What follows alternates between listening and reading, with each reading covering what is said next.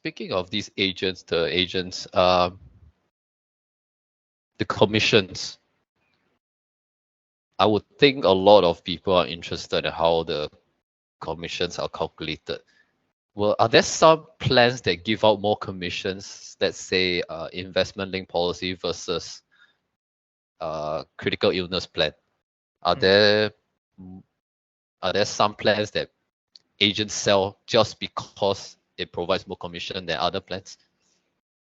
Okay. Oh, damn, putting me on the spot. But I wouldn't generalize, but bro, this type of thing 你知我知嘛. There'll be some out there which I can't name because I don't know who but I can't generalize for all advisors.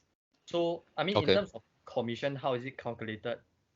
I mean, as an advisor, we do many different types of planning We got like what you say, investment, we got retirement, wealth, all these lumped together is like grow money lah. Then estate planning, we got risk management, we got company insurance, we got personal insurance, a lot of things, so on and so forth lah. So there are a lot of different products for different type of planning.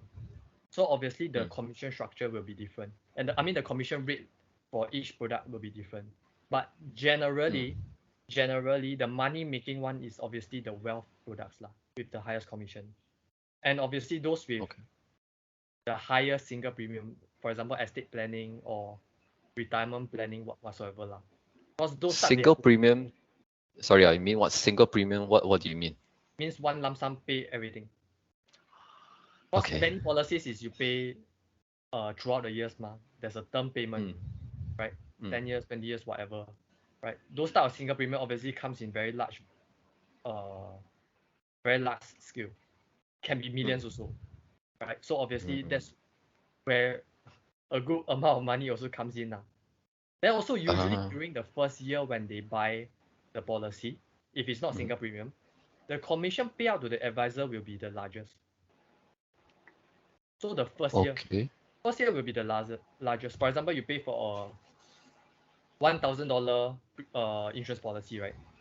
So usually first year you get the main part of the commission. Let's say 30%, you get $300 right? Then the second year you will start to diminish already. The percentage of your commission largely descend over the years. Why is that? It's just how it works lor. Because cannot be. Is it?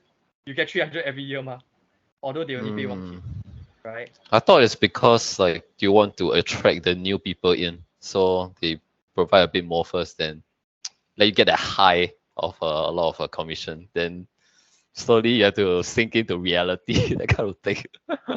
Maybe, but yeah lor. So the second year you just decline over the years really. And it also varies in terms of how the insurance premium is paid. Because you can choose actually you can choose to pay one whole year annually lah, we call it annually, or you can choose to pay monthly if you want to budget it like that lah. Depends on how people want to budget it. So if you pay annually, you get the commission for the whole year lor. Just one time like that. So let's say back to the same example, $1,000 policy. Let's say this product the commission is 30%. So if the person pay annually one shot $1,000, you get the $300 commission straight away in your pocket. But if they choose to pay monthly, let's say the $1,000 you pay over 12 months lah, then your $300 commission also divide by 12 then you get monthly instead. Okay, I see. So yeah, because commission, when I think of financial advisors, there is what they want, and then there's what the customer wants. So financial agent wants the highest commission, to which the customer might not be the best product for them. So there's the interest is a bit of a conflicting. They will recommend the agent will recommend the one that's most lucrative to themselves, which might not be the best interest of the customer. So yeah, there's sometimes this happens. I would think they just think for themselves, and does that, I don't know, can can the agent be dismissed, or what are the Consequences, is it? the consequences to try and dissuade agents from pushing products that are only beneficial for themselves? Okay, I think if you look on it on a large scale lah, I think it brings back to tarnishing the reputation of the industry lor. That's where ultimately you get all the bad rap, right? Like say bad rap, stereotypes. You know, these kind of actions obviously contributes to all these negative stereotypes lah, which affects the industry as a whole, which sucks lah, but it's like that lah. That's like. But as for personal consequences, I think obviously the first thing is that the advisor should know that he has not acted in the best interest of his client. And the question today is, if the situation is reversed, right? The most important question to ask himself is, how would have the advisor have felt, and how would he have acted? Correct? If the situation is reversed, somebody recommend you some shit that is not suitable for you, but it's better for his own interest, right? Obviously, it sucks. And I believe that one day the client is 一定会知道的. He's going to find out that this planning that my advisor did is not what I wanted.